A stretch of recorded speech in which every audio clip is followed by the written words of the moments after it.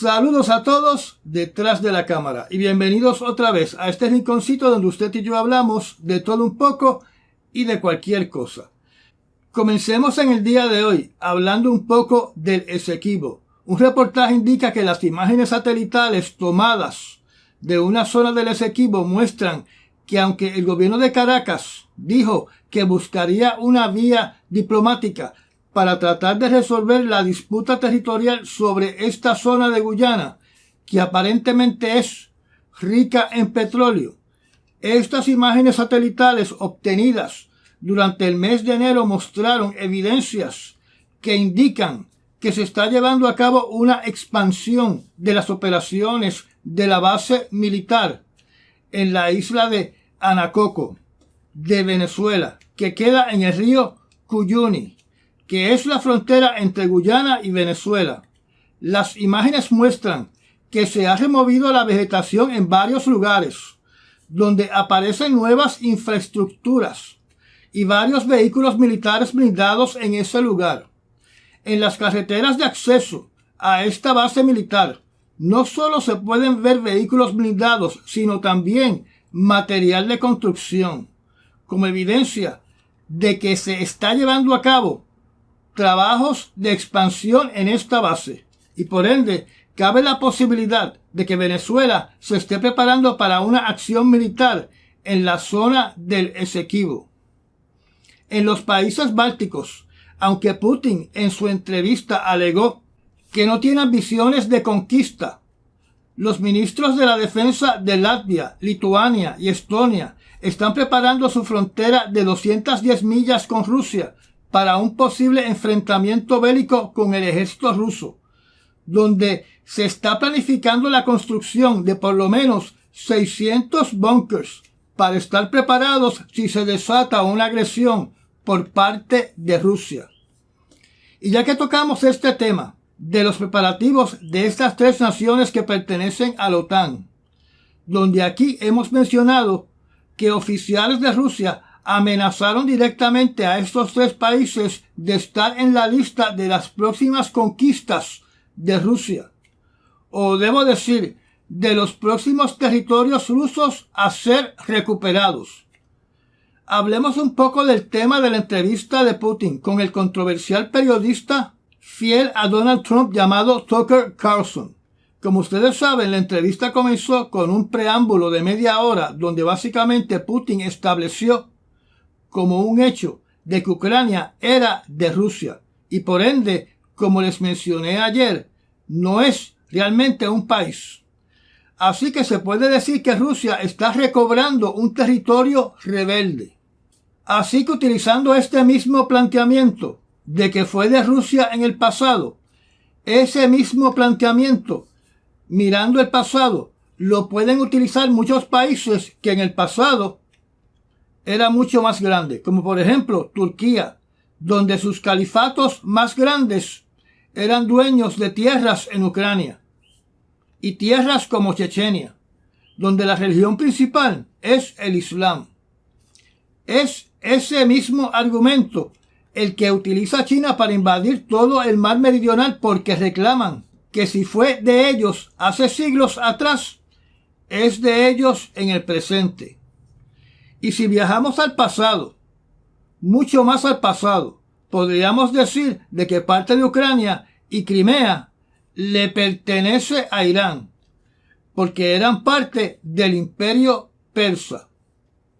En otras noticias, el canciller de Alemania, el señor Scholz, consideró como prácticamente absurda esta entrevista con Putin, diciendo que fue una completa burla y rechazó las justificaciones de Putin para invadir a Ucrania. Se puede resumir lo que dijo el canciller de Alemania en la siguiente oración.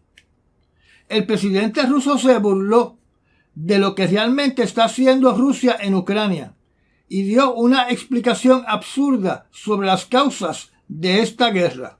Después de esta entrevista, el canciller de Alemania considera que está mucho más claro de que Alemania tiene que respaldar con más fuerza a Ucrania. Para el canciller, la idea de que Putin todavía no ha conseguido una de sus metas en Ucrania, que es la desnazificación, es un motivo completamente absurdo. Recordemos que posiblemente hay más neonazis en Rusia que en Ucrania. Recordemos que el segundo al mando de los mercenarios de Wagner Group, que era un oficial de alto rango de las Fuerzas Especiales de Rusia, estaba completamente tatuado con simbología nazi, porque era un seguidor de Adolfo Hitler.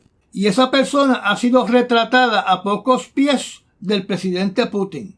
Así que no nos podemos olvidar del mayor Utkin, que falleció con Yevgeny Prigozhin cuando se estrelló el avión con la cúpula de los mercenarios de Wagner Group al norte de Moscú. Si Putin dice que no tiene metas expansionistas, entonces, ¿por qué se ha pasado diciendo durante tantos años de que todo lo que fue de Rusia o de la Unión Soviética volverá a ser de Rusia? Analistas han escrito que esta entrevista estuvo enfocada en resaltar la figura de Vladimir Putin ante la nación rusa en este periodo de elecciones y que a su vez, por el mismo motivo, para afectar las elecciones en los Estados Unidos en contra del presidente Joe Biden y a favor del presidente Trump, con la frase cuyo contenido fue el siguiente, y traduzco de los labios de Putin: los Estados Unidos necesitan esto. ¿Para qué? ¿Para qué si están a miles de millas de su territorio nacional? ¿Acaso no tienen nada mejor que hacer ustedes? Tienen problemas en su frontera, problemas de migración, problemas con la deuda nacional de más de 33 millones de dólares. No tienen nada mejor que hacer que pelear y por eso tienen que pelear en Ucrania. ¿No sería mejor negociar con Rusia? Termino la traducción. Obviamente las frases anteriores son para ayudar a la campaña de Donald Trump y para decirle a la nación americana que se encarguen de sus problemas internos y que se olviden del resto del mundo, para que así, naturalmente, Rusia no tenga obstáculos en sus planes de expansión territorial. Voy a corregir lo que acabo de decir, porque para Putin no son planes de expansión territorial y no es una invasión, porque ya estableció que los territorios ocupados son de Rusia. Así que, mirándolo de esa manera, simplemente está eliminando a los rebeldes que ocupan un territorio ruso. Otra manera de verlo es que Putin quiso proyectar que Ucrania es de alguna manera similar a Taiwán, donde Taiwán es considerado por China como una provincia rebelde. Pero hay una gran diferencia entre Taiwán y Ucrania, porque Ucrania está reconocido oficialmente como un país soberano y es parte de los países que componen las Naciones Unidas y como país tiene la libertad de ser reconocido por la Unión Europea y de solicitar ser parte de la Unión Europea. Pero para Putin es un territorio que continúa siendo de Rusia. Otra curiosidad de esa entrevista es que Putin alega que las amenazas de Rusia con su armamento nuclear son un invento del Occidente, que el Occidente es el que ha creado esa imagen de una Rusia que es un peligro porque se pasa amenazando con sus armas nucleares. Obviamente este mensaje de Putin es dirigido a su población para respaldar su mensaje a los rusos de que la amenaza contra Rusia es el Occidente y que Rusia no es una amenaza para nadie. Y naturalmente para personas en los Estados Unidos y en otros países del Occidente que se tapan los ojos y los oídos ante el mensaje de los medios rusos, donde aquí les hemos mencionado a ustedes que personas extremadamente influyentes como Dmitry Medvedev, Vladimir Solovyov y Margarita Simonyan se han pasado amenazando al Occidente con el poderío nuclear de Rusia para aterrorizar a todo el planeta prácticamente todos los meses, junto con otros políticos dentro del Kremlin, donde se une a este grupo de los que se pasan amenazando con armas atómicas el presidente de Bielorrusia, el señor Lukashenko. Además, no nos podemos olvidar de cuando el propio Vladimir Putin amenazó con sus armas atómicas al presidente de Francia, el señor Macron, que le contestó: nosotros tenemos bombas atómicas también. A estas amenazas tenemos que mencionar el pedido de Margarita Simonyan de detonar una bomba nuclear en Siberia con el propósito de aterrorizar al occidente y demostrar el poderío nuclear de Rusia para que nadie se atreva a enfrentarse a los rusos. Donde también no nos podemos olvidar de los videos promocionales que hizo Vladimir Putin de su armamento, cuando uno de estos videos mostró un misil intercontinental liberando sus cabezas nucleares sobre el estado de la Florida.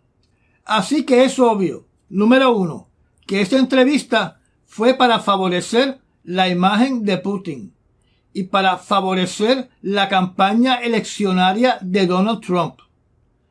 Hasta ahora ustedes me han escuchado hablar de esa entrevista, que fue, a mi impresión, hecha a la medida para el presidente Vladimir Putin, donde fue Vladimir Putin el que controló la entrevista, cuando se supone que sea al revés, que sea el periodista el que controle su entrevista. Vamos a tomar unos minutos para que ustedes puedan oír la traducción de un segmento importante de esta entrevista. La traducción que se hizo del ruso al inglés la hizo un intérprete del Kremlin, y se confía de que esta interpretación sea fiel a las palabras de Putin, ya que la interpretación de ruso al inglés opacó y no dejó escuchar de forma directa las palabras que estaba diciendo Putin. Yo he traducido del inglés al español. Comencemos. Pregunta el señor Carlson. Bueno, el argumento ya usted lo conoce. Usted invadió Ucrania y dice que no tiene objetivos territoriales en todo el continente, y está diciendo inequivocadamente que no. Contesta Putin: eso es absolutamente imposible. Simplemente no es necesario ser un tipo de analista, porque va en contra del sentido común involucrarse en algún tipo de guerra global. Y una guerra global llevará a toda la humanidad al borde de la destrucción. Es obvio. Ciertamente existen medios de disuasión. Han estado asustando a todos con nosotros todo el tiempo. Mañana Rusia usará armas nucleares tácticas. Mañana Rusia las usará. No, será pasado mañana. ¿Y qué? Estas son solo historietas de terror para que la gente en la calle, con el fin de extorsionar a los contribuyentes estadounidenses y europeos para obtener dinero adicional en la confrontación con Rusia en el teatro de la guerra de Ucrania. El objetivo es debilitar a Rusia tanto como sea posible. Pregunta Carlson. Uno de nuestros principales senadores estadounidenses por el estado de Nueva York, el señor Chuck Schumer, creo que dijo ayer que tenemos que seguir financiando el esfuerzo ucraniano o soldados estadounidenses podrían terminar luchando allí. ¿Qué piensa de estas palabras? Contesta Putin: esto es una provocación, y además una provocación barata. No entiendo por qué los soldados estadounidenses deberían luchar en Ucrania. Allí hay mercenarios de Estados Unidos. El mayor número de mercenarios proviene de Polonia, con mercenarios de Estados Unidos en el segundo lugar y mercenarios de Georgia en el tercer lugar. Bueno, si alguien desea enviar tropas regulares, eso ciertamente pondría a la humanidad al borde de un conflicto global muy grave. Esto es obvio. Aquí termino mi traducción. Sobre lo anterior solo quiero mencionar que en la última pregunta, Carlson logró que Putin hiciera un comentario directamente relacionado con el Partido Demócrata, ya que el señor Schumer es el senador que representa la mayoría demócrata dentro del Senado. De esta entrevista lo más que me molestó fueron las sonrisas y risas del periodista Tucker Carlson, que alegadamente en Estados Unidos defiende la libertad de expresión y la libertad de prensa y por ende su libertad como miembro de la prensa para hablar sin restricciones sobre cualquier tema, donde se sonríe y se reía, a veces con carcajadas, con la antítesis de la libertad de expresión y de la libertad de prensa. Porque Putin representa en este planeta la opresión en contra del periodismo, donde en su país cataloga a los periodistas y al periodismo como un acto criminal, cuando un periodista se atreve a criticar la operación militar especial de Putin en Ucrania, donde en estos momentos hay reporteros en prisiones rusas y reporteros que se tuvieron que ir al exilio, y periódicos impresos y digitales que han sido cerrados. Y el señor Carlson se estaba riendo con la antítesis de la libertad de expresión y la libertad del periodismo. Antes de ir al próximo tema, quiero mencionar que Vladimir Putin en ningún momento dijo de que se iba a detener con las tierras que ha capturado hasta el día de hoy en Ucrania. Además, hay que resaltar de que la propia página del medio noticioso ruso, conocida como TASS, indica de que el embajador de Rusia a los Estados Unidos, el señor Anatoly Antonov, salió a la defensa del reportero Tucker Carlson.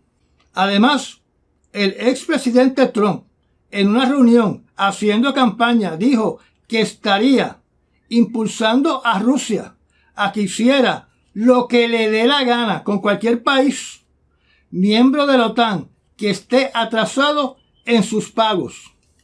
Si piensa hacer eso con los países de la OTAN, conociendo que Rusia lo puede estar oyendo, imagínese qué pasaría con Ucrania, que no es miembro de la OTAN.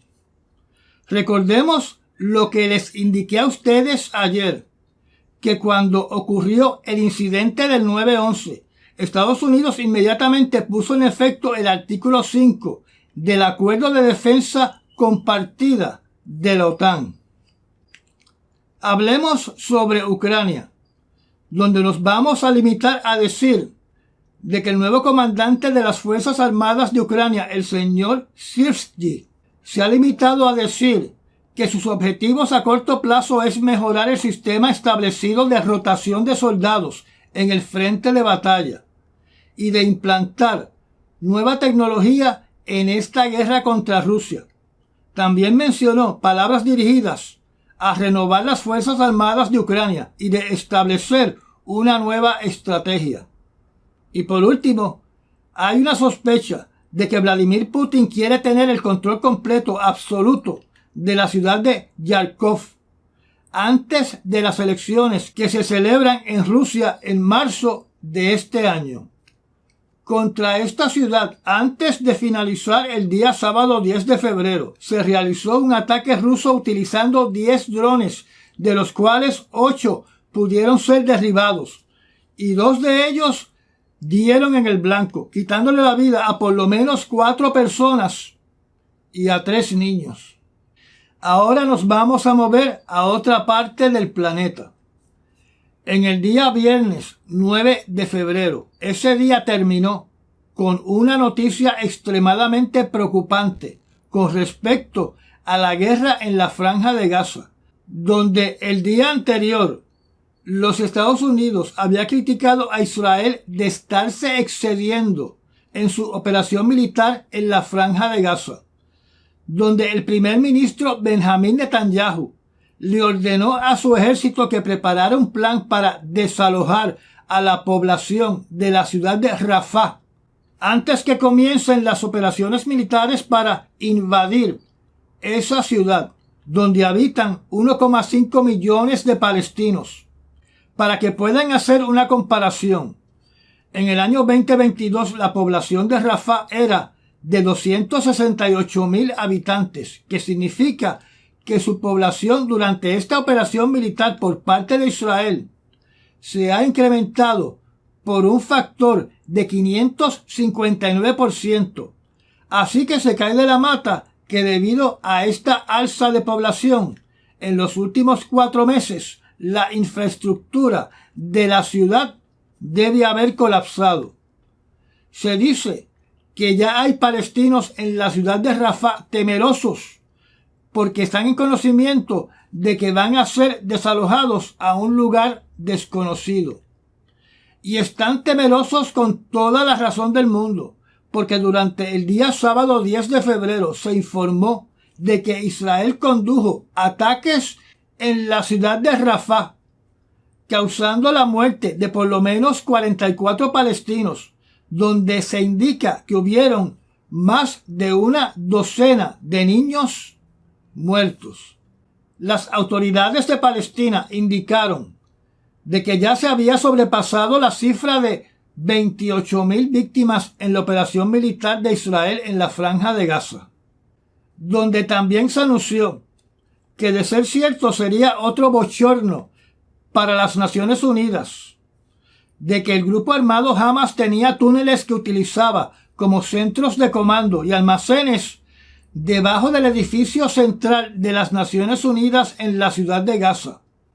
Este descubrimiento se une a las acusaciones hechas por Israel contra las Naciones Unidas, asociadas a que dinero para causas humanitarias en la Franja de Gaza eran desviados hacia el aparato militar de Hamas, donde además Israel le había dicho al secretario general de las Naciones Unidas que sus oficiales en la Franja de Gaza pertenecían al grupo de combatientes Hamas.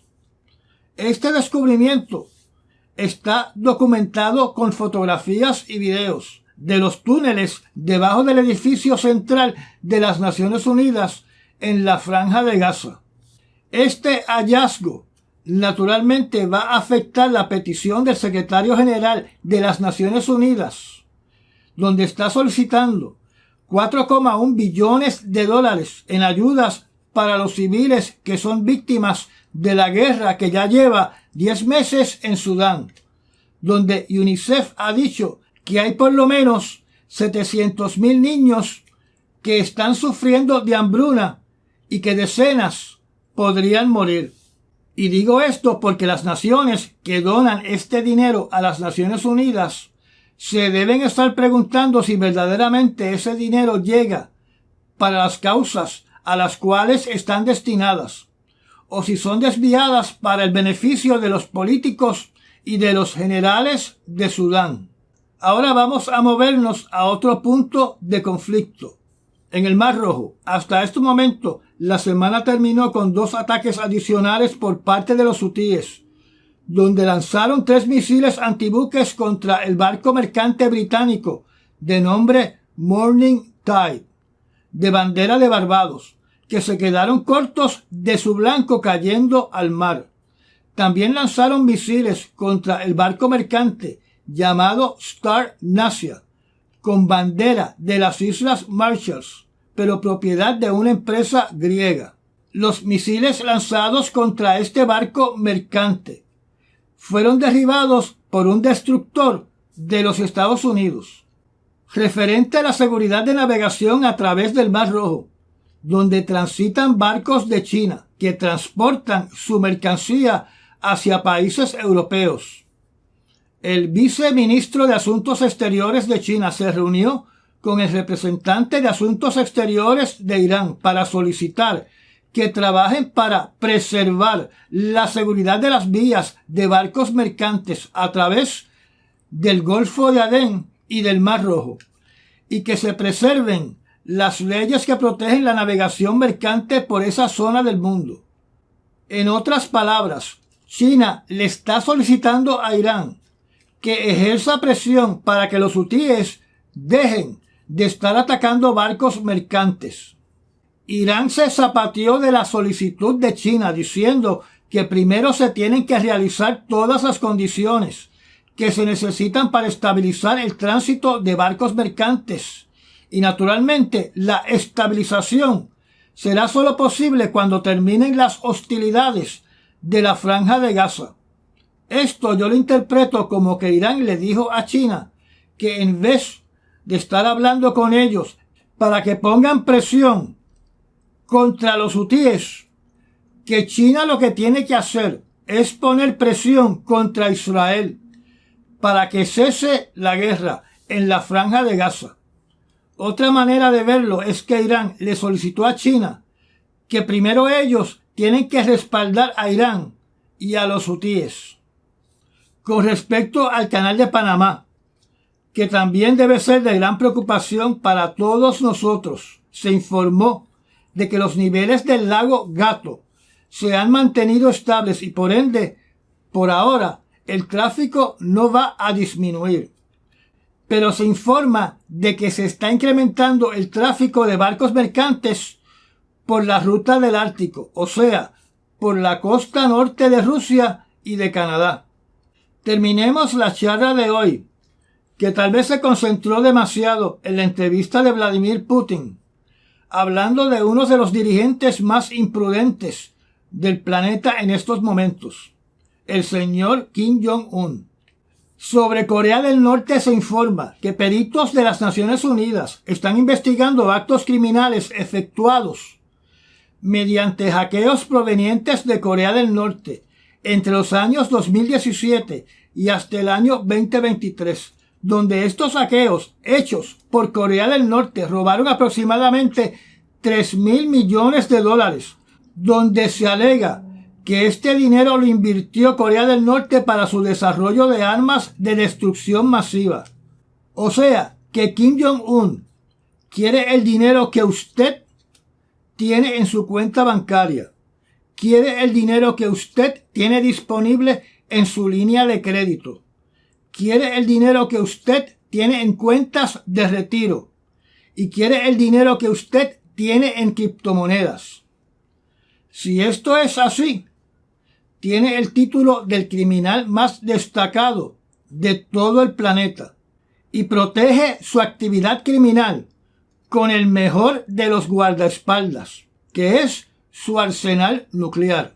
Además, Kim Jong-un durante el día 10 de febrero reiteró que no va a utilizar medios diplomáticos en su conflicto con Corea del Sur y que su país aniquilaría a su rival Corea del Sur si es provocado.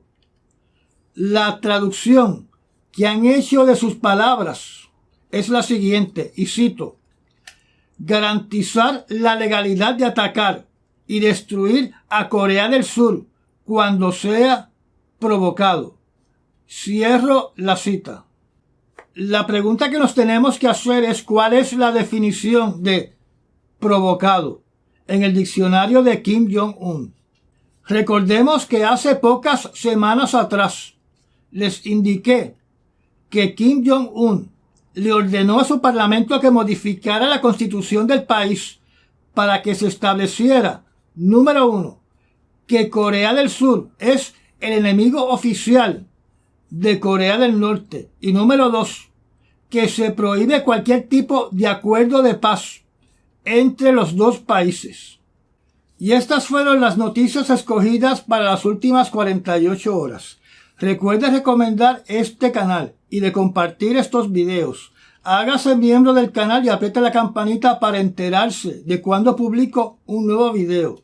Recuerde de darme un like y ayude a que este proyecto siga creciendo. Mil gracias a los que se han convertido en patrocinadores del canal mediante los Super Thanks o haciéndose miembro de nuestra zona privada. Y nos vemos en el próximo análisis noticioso. Hasta mañana.